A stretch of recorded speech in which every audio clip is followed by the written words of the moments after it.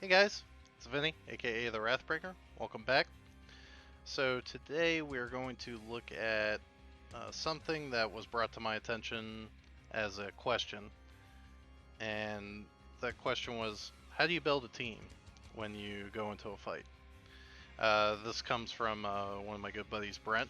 So shout out to him for bringing this question up because I think it's a good thing to get into the practice of when you're going into these battles. So there's a lot of different factors when I'm building a team.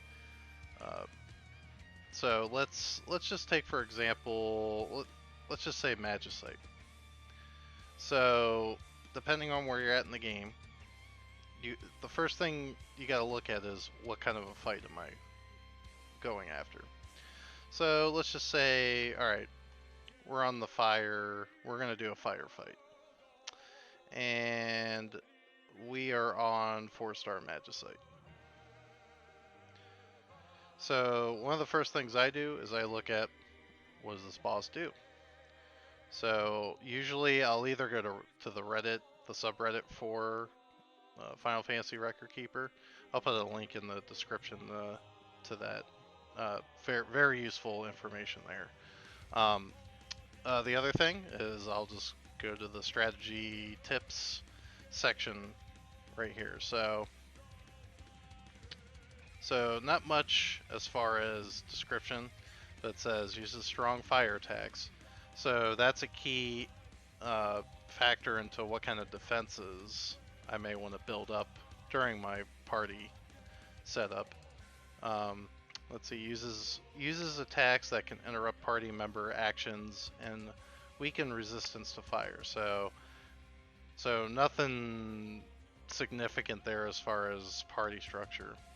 Uh, uses raining swords when defeated. Eh, that's just a final attack that he does. So you just want to make sure that your party is somewhat at a decent health when you kill the boss. One of the main key things is looking at this elemental resistance chart right here. So as you can see, this guy is very weak to water, and everything else is resisted, and then obviously with the fire boss, the fire damage is absorbed. So right here, I know I need to make a water-based team, basically. Um, the other factor in here, and this is with a lot of fights these days with Record Keeper, stat breaks are very high, debuffs pretty much resistant to most everything. So you're not really going to build your team around these factors here. So let's go into the party screen. And this is going to be kind of difficult depending on how much you've kept track of, but you kind of need to know what kind of relics you have that are around that element. So for me, I know one thing is I have a really strong Titus. And Titus is a very strong water character. So I know I'm going to at least slot him in. Bartz is one of those types of characters that are omni, or well, not omni. That he's got 4 different elements to him. So if you look at, I have his awakening, so let's just look at his awakening. So he deals fire, water, wind, and earth damage. So he could be used in 4 different types of fights, depending on the element. So in this case, he's a water character in the purposes of this fight, so I'm keeping him in there. So some other characters, actually Final Fantasy X realm is actually a pretty powerful water-based realm. So in fact, let's just go ahead and just use the rest of these guys. So Riku is another one I would use because, and this is another important factor, especially on element-based fights, I have a chain for her. So I have the Generation 2 chain, which are the ones that have 150 hits and raise either, well, in this case, they raise attack. So another factor with building these teams is, are you going to build it strictly attack based or magic based or a mix of both? So because I have this chain that's based on attack, I want to make a attack based water team. And I'll get the max amount of damage and efficiency with all my characters if I build it this way. So Riku is definitely an include. I mean, not only do I have the chain, but I also have another buff if I really wanted to do it. The Hyper Mighty G Soul Break, because it gives Protect, Shell, Haste, and raises attack and magic. I mean, the magic part isn't a factor, but this is kind of getting a little bit sidetracked, but buffs stack if they're a different type of buff. So for the chain, if it will pull up, there we go. It is raise attack by a large amount, so that's a whole separate buff. So if we look at the Hyper Mighty G, that is attack and magic a moderate amount. So that's a whole separate buff, so those buffs will stack, and then therefore you can buff your attack by a large amount and a moderate amount at the same time. So that's a huge boost to the party's damage.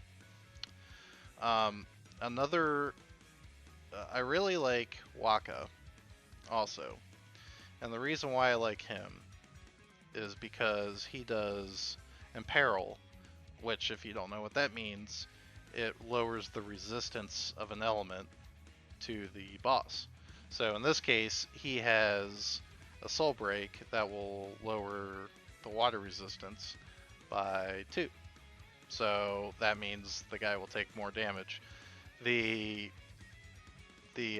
lowering of attack magic, if we saw on the last screen, it has a really high resistance to break, so that doesn't really, this part isn't really going to do much for this fight. It's the lowering the water resistance is going to be the major factor. So I'm definitely going to slot him in.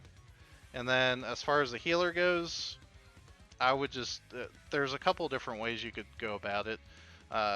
Especially if you have Alara, for the most part, you're probably going to be using her for a lot of fights.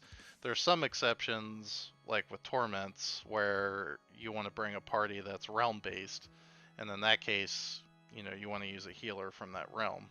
But for like Magicite fights, I would just, for me personally anyway, I would just use Alara. Mainly because I have one of the best healing relics in the game, but also I have her Awakening as well, so I have stacks on stacks of healing available for her. So, and you could go about it a couple different ways. Some other people, like if you really want to go on the physical side of things, Aerith has a Soul Break that's specific to physical attacks, where it reduces the delay by 3 turns, whereas Alara has one where it reduces delay, but it's for 2 turns, but it's also for everybody, magic or healer or whatever. But this one also grants Last Stand, so there's a couple of, depending on the fight, if you want some extra healing, maybe you would bring the Alara one. If you know there's going to be a ton of like big damage coming in and you need that last second heal and whatnot, then you could go with the Last Stand. So these are the kind of things that you have to think about with these fights, is what type of a fight it is, so then what kind of relics should I bring. So I think I got my team set for this fight. So now the next thing is gear.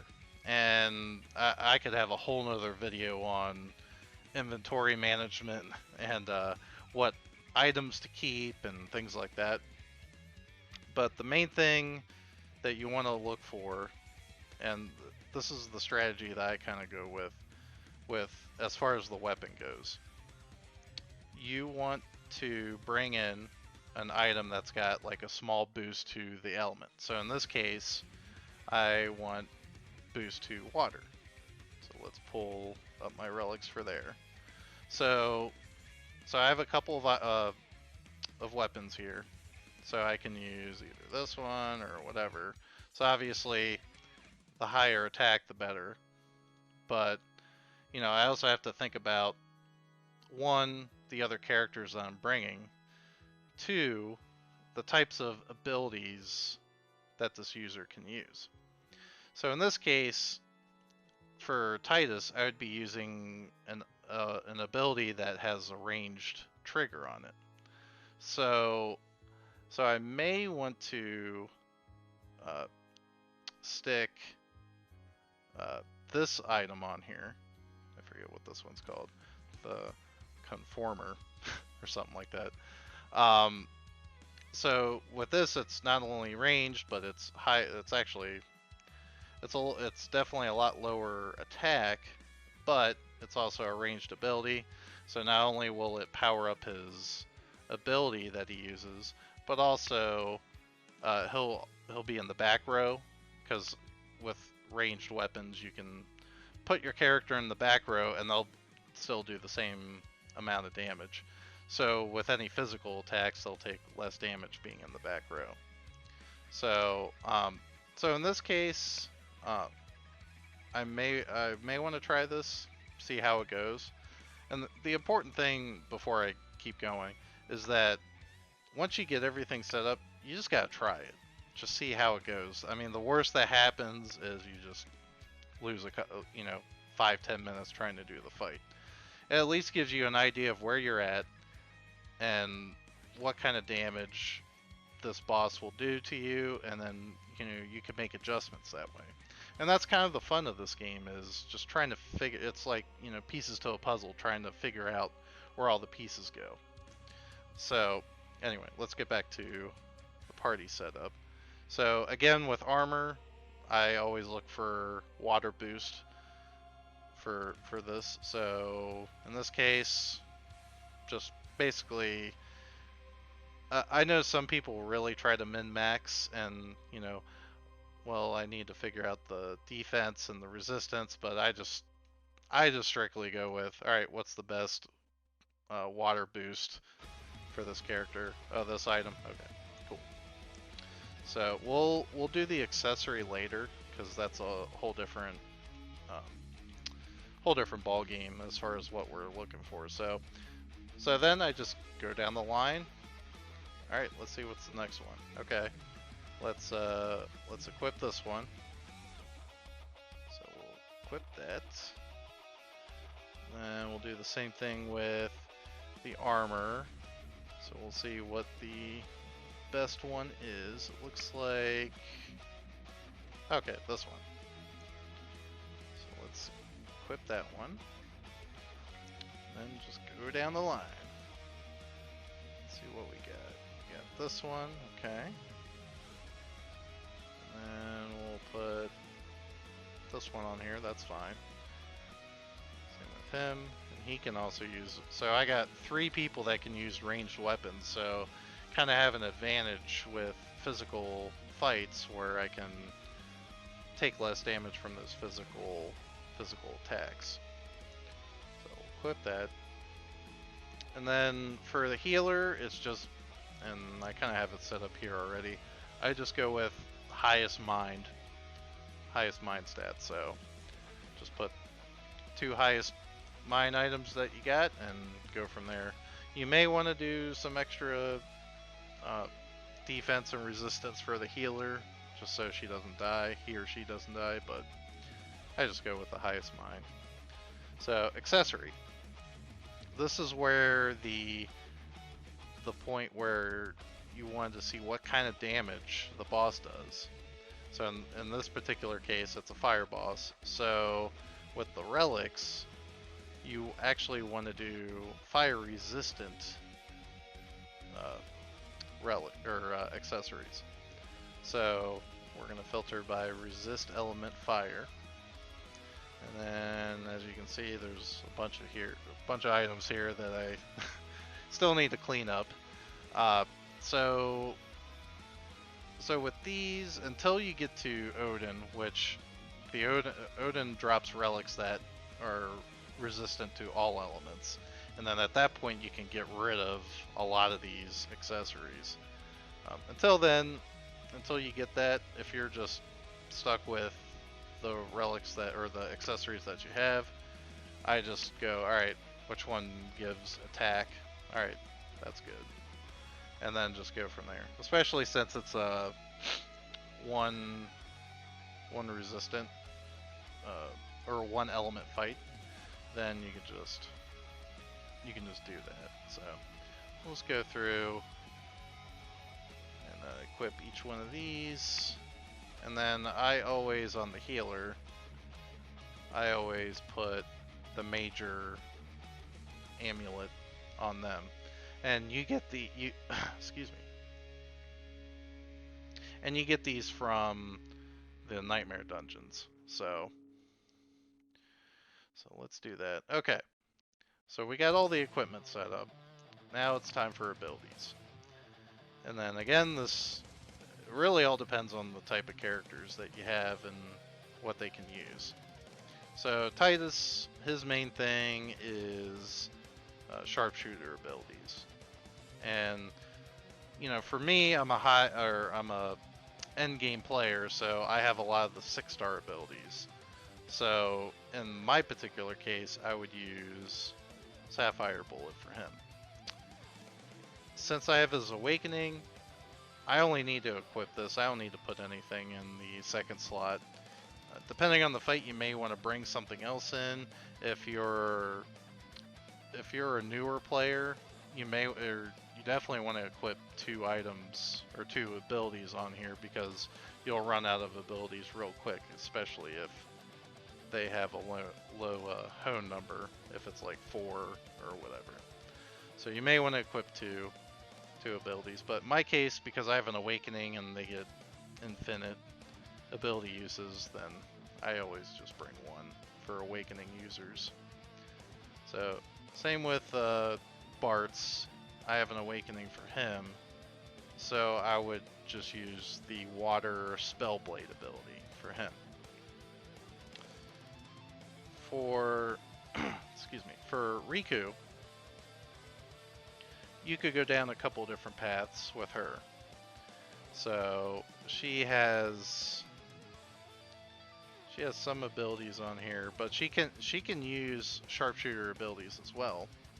So what I would probably do with her is put one of these on here, and then just kind of see what else she has on here. I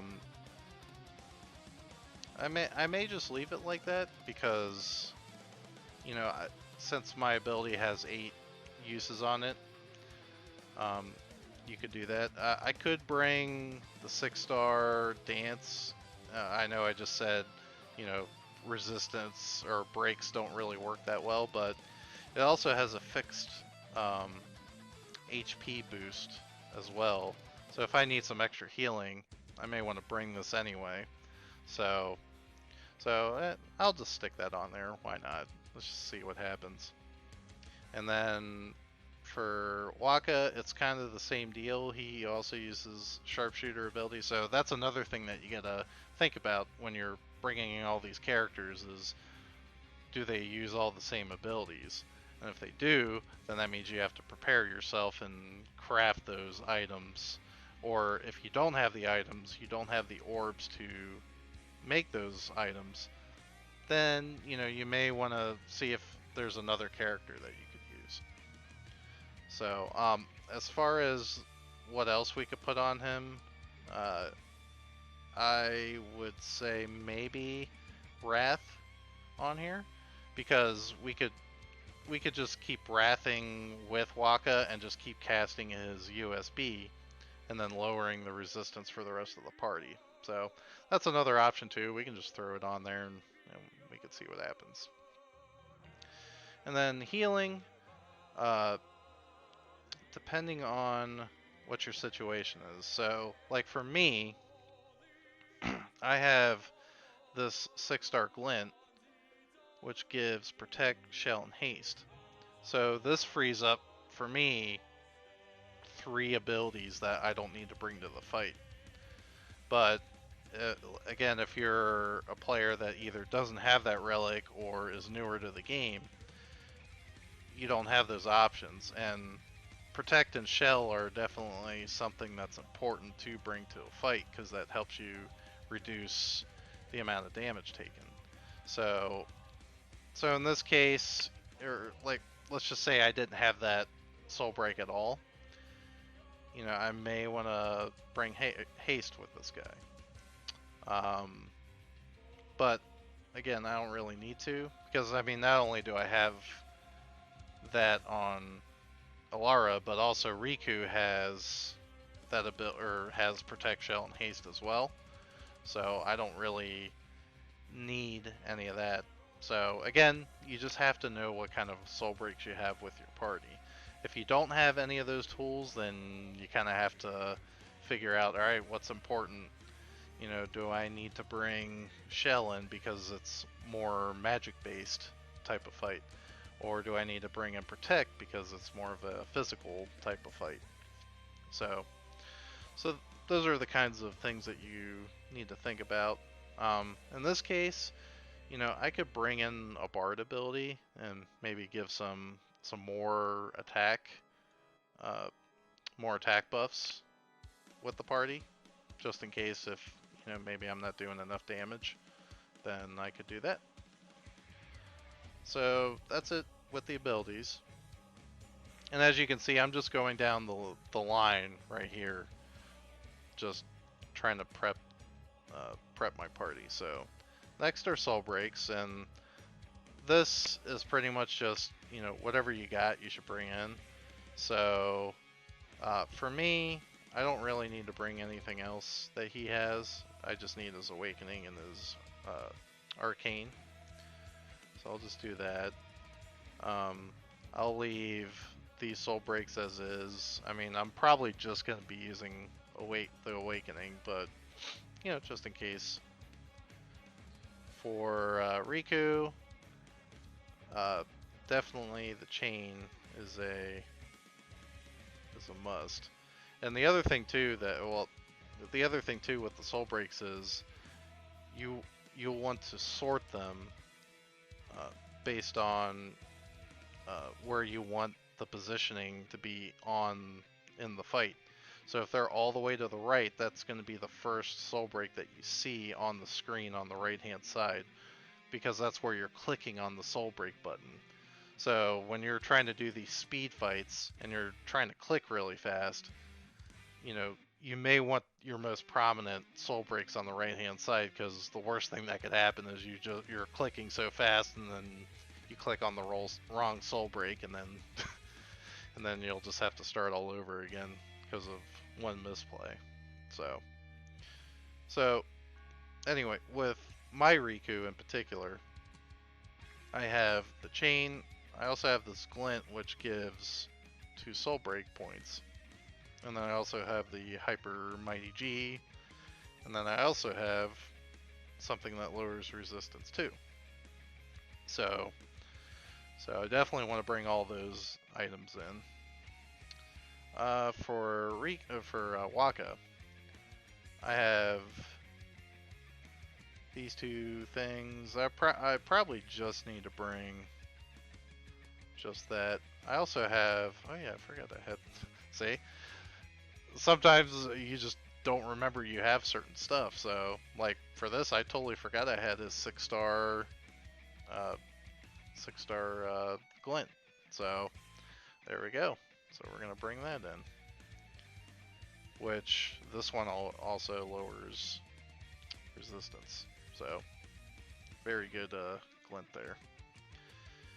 And then, you know, with Alara, putting this soul break here, and then keeping these 2. So, anyway, that's for the soul break part. Now for record materia. So you got your legend materia and then your record materia that you gotta manage.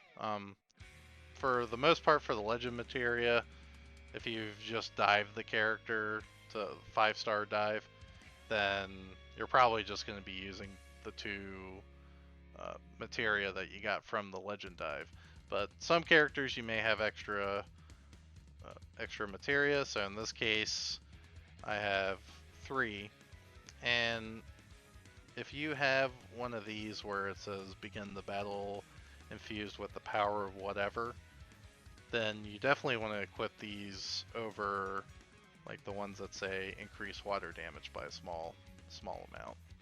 So, and then moderate chance to trigger the water abilities twice. That's always good.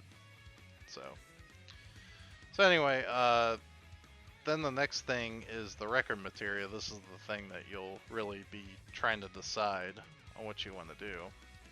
So you could go one or two ways.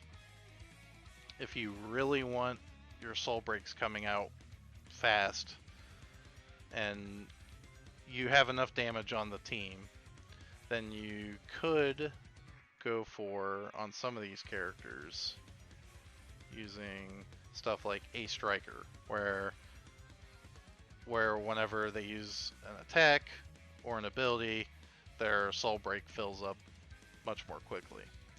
So for in this case, I have some pretty good damage, so I don't necessarily need the ones that deal more damage based on an element, or I think I got a water one here somewhere. Yeah.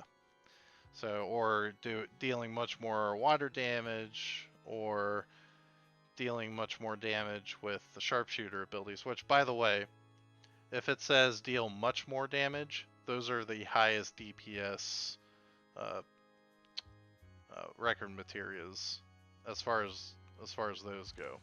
So any of the ones that say significantly more or any of those, you could just store those away, because I honestly wouldn't really use those.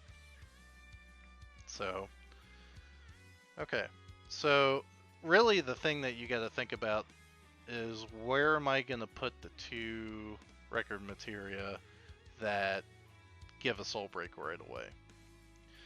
So if you have a chain user, I would recommend, depending on the fight anyway, putting it on that character. That way you have that chain available to use right at the start of the fight. Another thing is, if you have an imperil character, you may want to do that as well. So in this case, I'll do it for both the chain and the imperil character as well.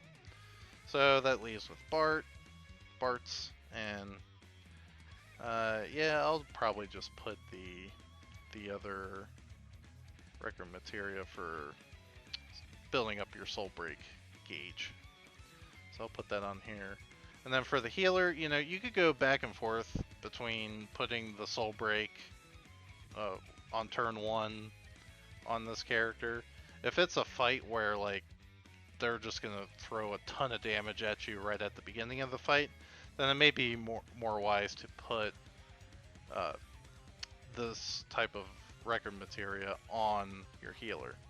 But in this case, a lot of times I like to have the Thunder God mode, or Thunder God's Might, I should say, on the healer, because they can get out heals a lot quicker, since, when you have this equipped, it means after you've clicked on an ability, the time between when you click on the ability and when they cast it is reduced.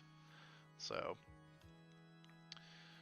as far as the characters, that's kind of what I go through as far as building them up. If you're on Magicite, I'm not going to go into too much detail on Magicite, especially if you're a newer player. You're probably not even close to working on these, but essentially I kind of go through the same deal like I did with the characters, where, what element am I using? So in this case, I'm using water, so I'm going to use my water damage Magicite as my main one. And then for my 4 main ones, depending on the fight, I would want fire resistance. So I'd put my fire resistance guy on here. Uh, I have and this all depends on how your Magicite are built. So like I have Phoenixes that are strictly for magic damage or strictly for physical. So I may want to bring one of those, and then the Medine discussion. That's a whole other thing too. But essentially, you would want to bring the Magicite that will benefit your party the most in this particular fight. So anyway, that's pretty much what I do when I'm trying to figure out what kind of characters to bring, what kind of equipment to equip, the abilities, soul breaks. That's kind of my thought process when I'm going through all this. It seems like a lot, but sometimes setting up the party takes more time than the actual fight, which is kind of funny in a way. Uh, but again, that's why I like this game, because it's a puzzle. You got to put all the pieces together, and then when you go to execute, then hopefully it's a success. So anyway, that about does it today. If you guys have any questions or any suggestions on a future video of what you would want to see, feel free to message me and let me know. Otherwise, I will catch you guys on the next one. See ya.